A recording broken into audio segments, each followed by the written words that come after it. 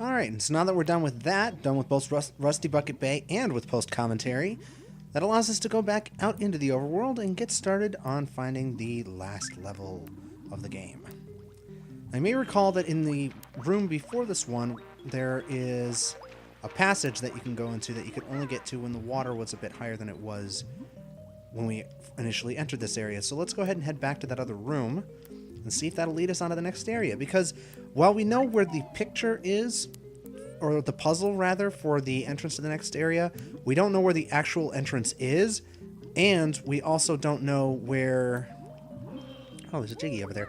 We also don't know where the actual podium to put the puzzle pieces in is, because we haven't found that one.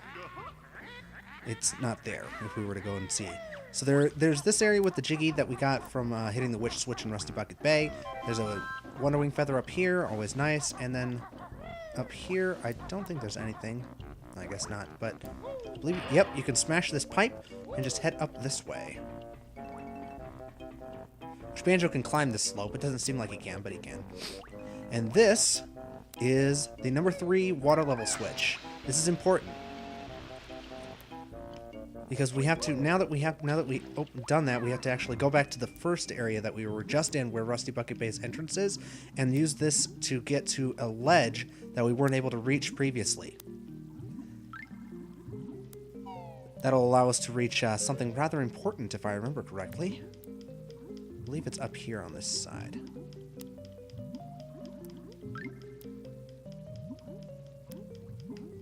Yes, it's right here. There we go. And just climb the stairs here. This leads us to Cheato for a second time. He kind of talks like Yoda, so whatever. So he gives us the gold feathers cheat. And you know, I know where the 3rd Cheato book is. I haven't shown you guys where it is yet, but I'll probably point it out to you guys later on after we've done some other stuff. So yeah, you saw the note door when we were going from area to area, as well as last time when we caused the Jiggy to appear with the Witch Switch. That's where we need to go next. It leads to the actual entrance to the final level. So let's go ahead and do that. Let's go and open that note door and see what's over there. It is a bit easier to reach the note door if you have the... Oh, I love that total. 800 notes. That feels so good to have. It is a bit easier to reach this door if you have the water level raised up to 3, but you don't have to. It doesn't really matter. So this takes us out of the watery area and back into the jungly area, along with more of these plant roots that are kind of swinging around. Now these guys, you can kill them with Wonderwing, which I actually recommend that you kill at least some of them in this passage to clear it out a little bit, because otherwise they'll just bomb your health a little bit. And then we're back to see one of the first enemies we ever faced in this game is these bowls, as well as this guy, the Chief Minion Grubbin. He is actually almost invincible. He takes 3 full rolls or 2 rat-a-tat taps. He's one of the only enemies in the game that'll take more than 2 hits from the rat-a-tat tap. There's also a little bit of a passage down here that leads us to another pot. This is back in the second area of the game by the entrance to, what is that? Treasure Trove Cove. So from Treasure Trove Cove, we can now straight up warp all the way to the entrance to the last level of the game. It's up there on top of that hill. Actually, let's go and look. I don't remember if there's anything up here that we can do quite yet. Obviously, the level itself isn't open, but I don't remember if there's anything back behind it. Hang on.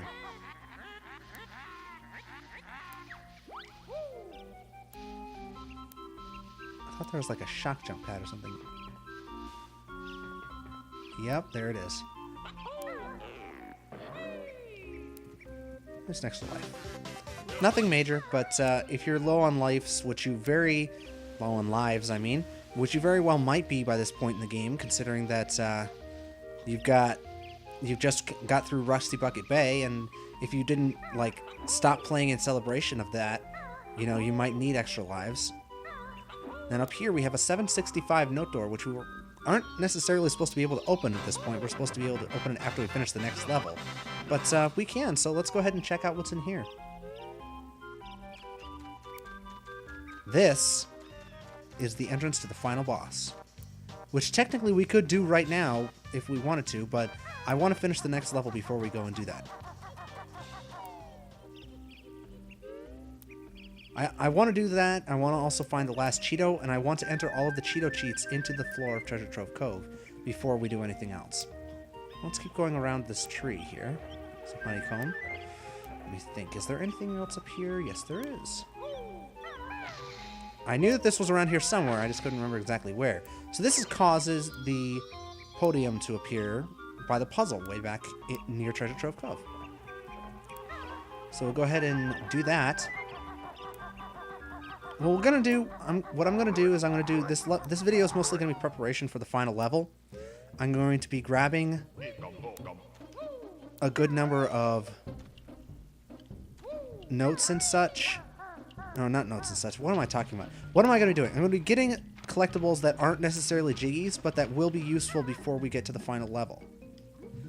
So I'm going to go back to Bubble Gloop Swamp, and I will show you guys where the final Cheato book is, and I will see you there. Okay, so you want to go back to Bubble Gloop Swamp, have Mumbo turn you back into the gator, and then head back behind Bubble Gloop Swamp to reach the next area. You recall that this is where we actually found the puzzle for Freezeezy Peak, but that's not what we're going back here for. You remember there was also that block of ice that was blocking a pipe that I told you to smash while we were back here the first time? Well, now that we've got it smashed, we can actually head up this slope as the gator. The gator can climb slopes. It's very nice that way. And head into the pipe.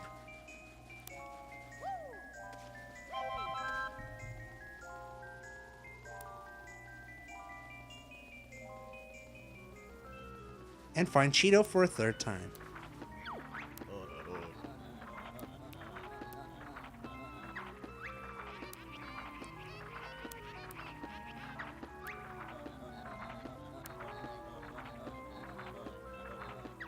So now we have 3 cheats. We have red feathers, gold feathers, and blue eggs.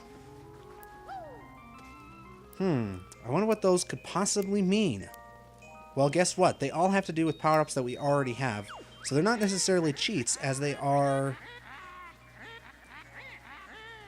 I don't know.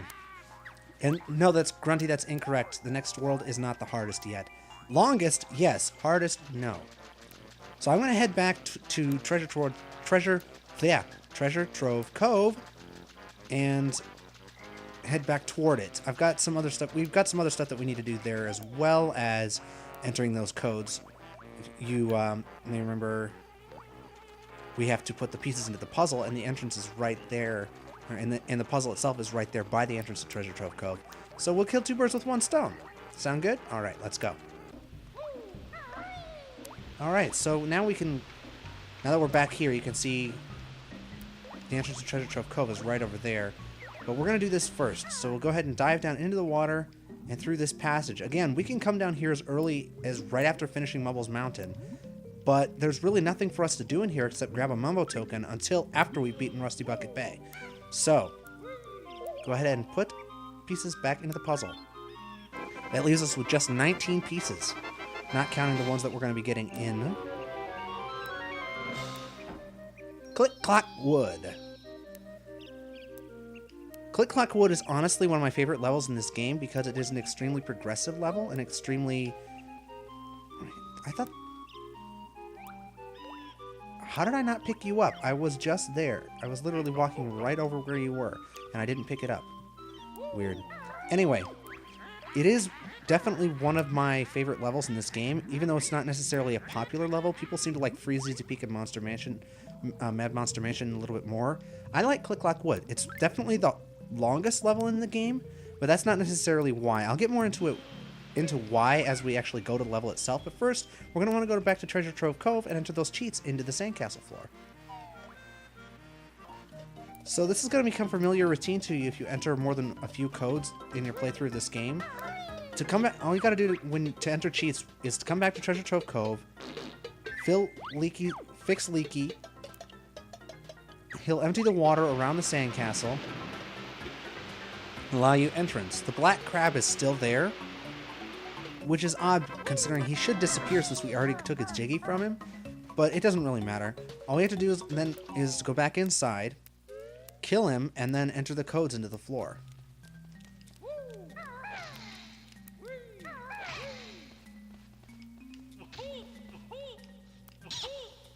Alright, so I'm going to start with red feathers since that was the first one we got.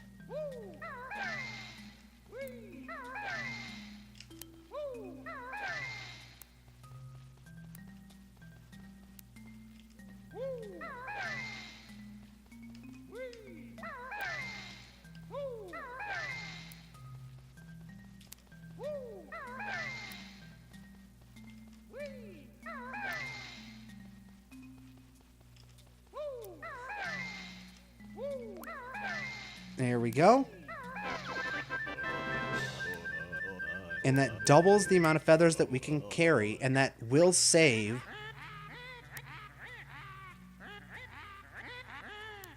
That will save after you quit the game, unlike most of these cheats, which will disappear. Then we're going to go ahead and do gold feathers. And you may note one thing is that you can actually punch in. See, is it over here? No. You can actually punch in the same letter more than once. It's not like when you initially did this puzzle, where you can only hit one letter each letter once.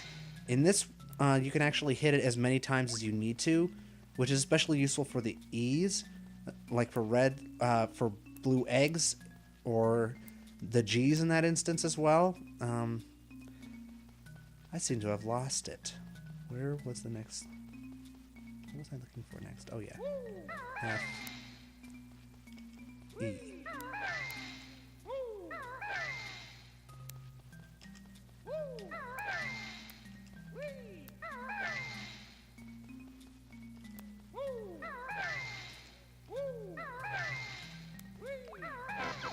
Alright, and gold feathers doubles the amount of Wonder Wing feathers that we can hold as well, which is another extremely, extremely useful cheat. Now this third one isn't as useful as the first two, being that, as you can probably guess by this point, it just doubles the amount of eggs we can carry, but it's still good to have, especially, spoiler alert, for the final boss. So, because you have to use a lot of eggs to beat the final boss. Blue, E.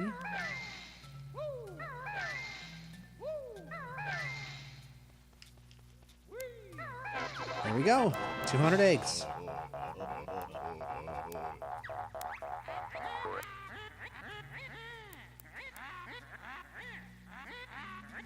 And that's it. That's all the cheats we're going to enter for now. There are obviously a lot more cheats than that in this game, but I'm not going to actually show them to you right now. I'll probably come back and do a comprehensive list in a post video, just like I did for Rogue Squadron and for other games like that, simply because there are so many. And now that we're done with that, I'm actually going to cut you guys loose here. This has been a fairly quick episode. I just wanted to get some of the preparation for the final area out of the way before we actually got there, because it's going to be a challenge, this last level. It's not hard. I would say that Rusty Bucket Bay is probably harder, but it is an extremely long level, and we have a lot of stuff that we need to do to be able to finish it 100%. So I will see you guys then.